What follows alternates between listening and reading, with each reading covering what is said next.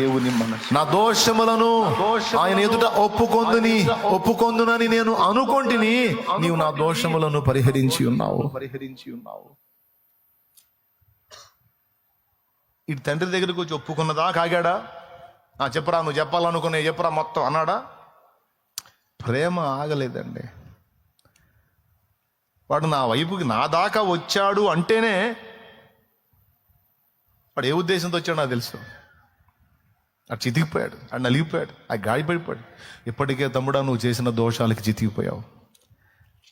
చెల్లెలా ఇప్పటికే నువ్వు చేసిన దోషాలకు చితికిపోయావు, ఛిద్రమైపోయావు, గాయపరచబడ్డావు, గుండె కోతలను అనుభవించావు. దాని ఫలితం ఎంత తీవ్రంగా ఉంటుందో, ఎంత వేదనకరంగా ఉంటుందో దేవునికి తెలుసు.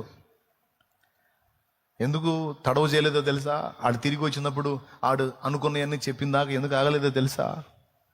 ఆడి తొందరపాటుకు ఆడు ఎంత చితికిపోతాడో ఆయనకు తెలుసు. ఆడు చేసిన దోషాల ఫలితం ఎంత భయంకరంగా ఆడి మీద పడిద్దో ఆయనకు తెలుసు. పిల్లల కడుపు కొట్టినా, లేకపోతే విధవరాలు కడుపు కొట్టినా, ఇంకొక అన్యాయం చేసినా, ఇంకొక పాపం చేసినా, ఎన్ని పాపాలు చేసినా, పాపాలు చేశారు అన్న కోపం ఉన్నప్పటికీ ఎందుకు కోపమో తెలుసా దేవునికి? ఆ పాపాల ఫలితం ఘోరంగా ఉంటుంది, నువ్వు తట్టుకోలేవు, ఎందుకు అలా చేస్తూ ఉంటున్నావు అని బాధ ఆయనకి. అది కూడా ప్రేమను బట్టే. నువ్వు ఇంత విచ్చలవిడిగా ఇదవుతున్నావు, దాని ఫలితం ఘోరంగా ఉంటుంది, దాన్ని తట్టుకోలేవు నువ్వు. రేపు నువ్వు ఏడుస్తుంటే నిన్ను చూసి నేను ఏడవాల్సి వచ్చింది, ఆ దరిద్రాన్ని వదిలేయొచ్చు కదా, ఎందుకు అంత విచ్చలవిడిగా ఇదవుతున్నావు అని. అది ఆయన ఫీలింగ్. ప్రేమను బట్టి తట్టుకోలేవురా, నువ్వు తట్టుకోలేవు దాని బాధ. ఇప్పుడు ఏముందని విర్రవీగుతున్నావు, దాని క్షోభ భయంకరంగా ఉంటుంది. రేపు నీ మీద పడ్డనాడు అల్లాడిపోతావు. ఈరోజు నువ్వు అన్ని బాగున్నాయని విచ్చలవిడిగా ఇదవుతున్నావు, రేపు అది నీ మీద పడ్డనాడు తట్టుకోలేవు నువ్వు. నువ్వు తట్టుకోలేవు, నువ్వు బాధపడతావు, నేను బాధపడతాను, నువ్వు ఏడుస్తావు, నిన్ను చూసి నేను ఏడవలసి వచ్చింది. ఇదంతా ఎందుకురా, వదిలేసేయంట. అది ఆ కుమారుడు తిరిగి వచ్చినప్పుడు ఎందుకు ఆగలేకపోయాడో తెలుసా? వాడు ఎలా పోయాడో, చివరికి ఎలా వచ్చాడో తెలుసు.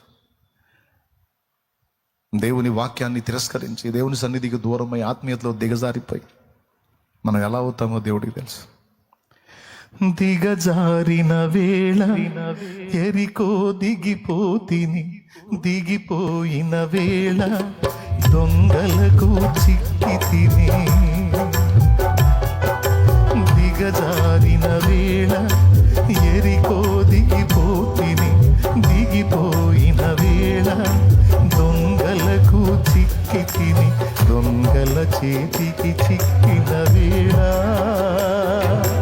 గాయపరచబడి తిని. గాయములను కట్టుమా సమరయుడా, గాయములను కట్టుమా సమరయుడా, నా మంచి సమరయుడా, ప్రభావ ప్రేమామయుడా, నా మంచి సమరయుడా, ప్రభావ ప్రేమామయుడా, నా ఆత్మ కాపరి, గొప్ప కాపరి, ప్రేమ కాపరి, ప్రధాన కాపరి, ప్రేమ కాపరి, ప్రధాన కాపరి, నా మంచి సమరయుడా, ప్రభావ ప్రేమామయుడా, నా మంచి సమరయుడా, ప్రభావ. మనం ఏమవుతామో తెలుసు, ఎంత వేదన పడతామో తెలుసు. నిన్ను విడిచిన వేళ నీకు దూరమైతిని, దూరమైన వేళ అపవాదికి చిక్కిన వేళ ఆత్మను కోల్పోతిని. అభిషేకము నీవుమా సమరయుడా, అభిషేకము నీయుమా సమరయుడా.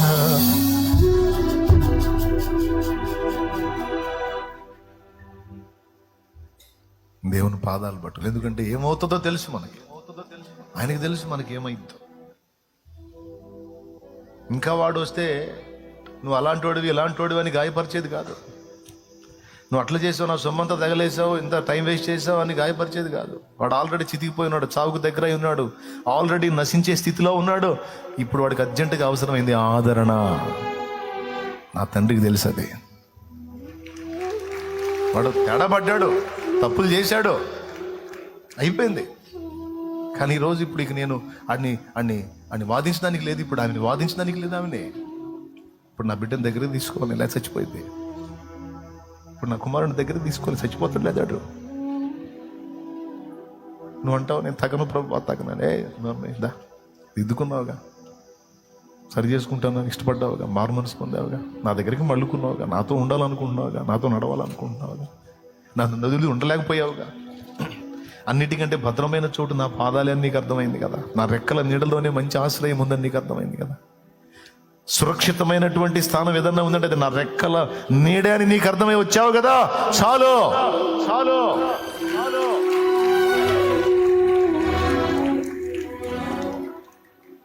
నువ్వు విలపిస్తే ఆయన చూస్తా కఠినంగా ఉండేవాడు కదా, దగ్గరకు తీసుకుంటాడు ఆయన. బాధపడు, నేను వదిలేసాను, క్షమించాను, దిద్దుకో, సరి చేసుకో. మరోసారి ఇంకట్లా బలహీనపడవాకు, మరోసారి అలాంటి క్రియలు చేయవాకు, మరోసారి అలాంటి తొందరపాట్లు చేయవాకు, అలాంటి ఆలోచనలకు వెళ్ళవాకు, సరిదిద్దుకో. నేను తప్పకుండా మళ్ళీ న్యూ లైఫ్, నూతన జీవితం నీకు ఇస్తాను.